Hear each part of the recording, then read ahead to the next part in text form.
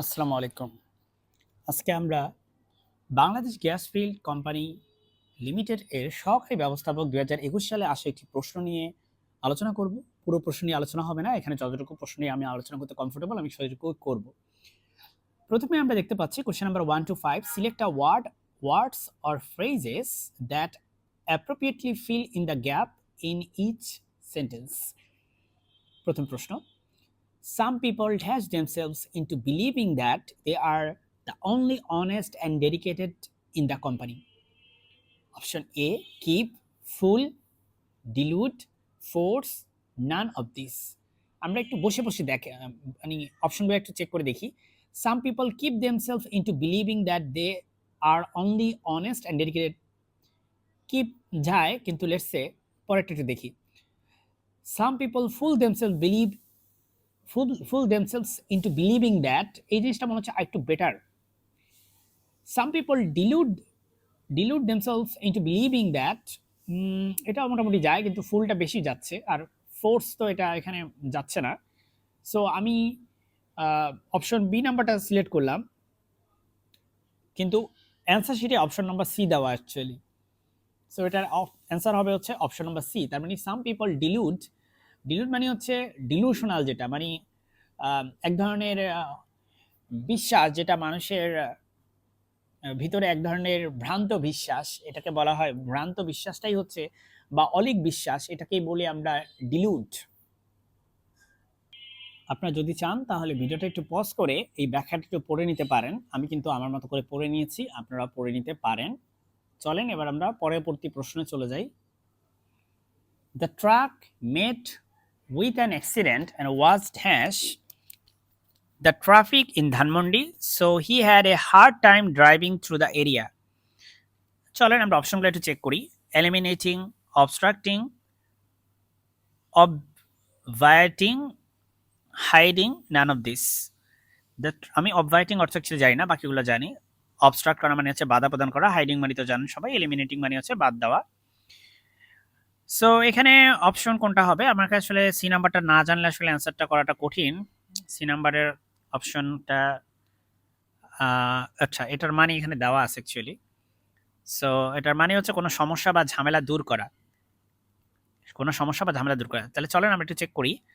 The truck met with an accident and was dash the traffic. আমার কাছে মনে হয় এটা অবস্ট্রাক্টিং হবে, কারণ সে হচ্ছে ট্রাফিক ও না, wait the truck met with an accident was dash the traffic in Dhanmondi, so he had a hard time.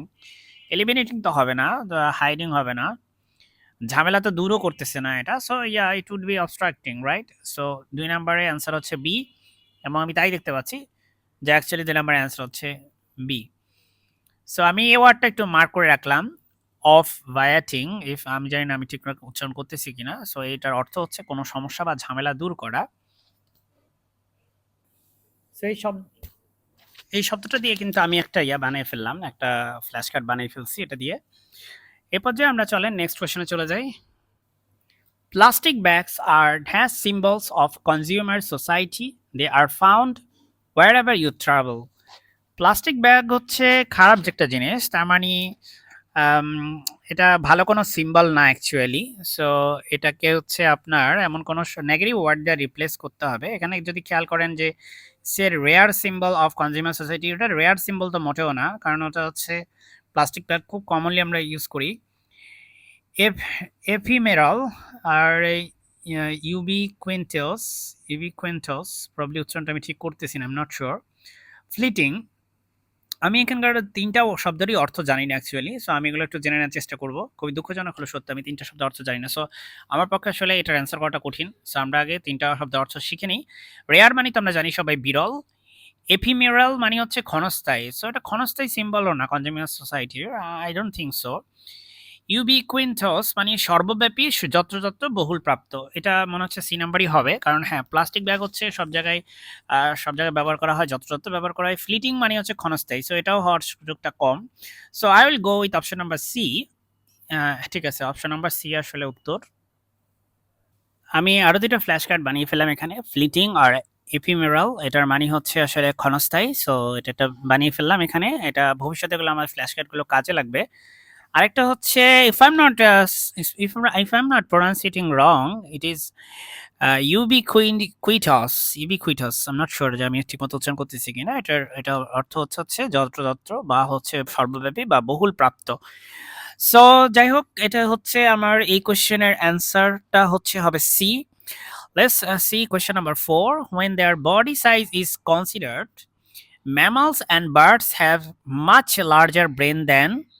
So যখন বডি সাইজটা আমরা বিবেচনা করব, তখন ম্যামালসরা এবং বার্ড, এদের মাচ লার্জার ব্রেন আছে than what, than other vertebrates do, than than that other vertebrates have, than are other vertebrates, than other are vertebrates. এটা তো মোটেও হচ্ছে না। Well, than that of other হওয়া উচিত, than that of other vertebrates. So এখানে আমার কাছে মনে হচ্ছে অপশন নাম্বার ই হবে। ওয়েল, এটা অপশন নাম্বার এ বলতেছে। দেখেন, when their body size is considered, mammals and birds have much larger brain than other vertebrates do.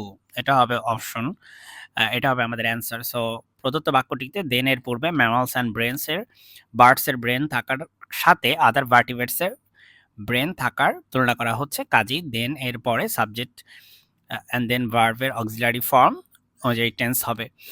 Well, so 4 এর এ নাম্বারটা হবে answer. This very disappointing because I keep making the mistakes. Next আমাদের আপনারা দেখতে পাচ্ছেন যে নেক্সট আমাদের the use of preservatives in food manufacturing dashed steadily over the past few decades and has no signs of abating. Abate মানে আপনার ত্যাগ করা। The use of preservatives in food manufacturing had risen হওয়া উচিত, had risen steadily over the past few decades. Over the past few decades. Has তাহলে had হবে না, তাহলে has হবে। Has yes, I think has হবে। Has risen steadily over the past few decades and shows no sign of abating. So I'll go with C, and answer is C.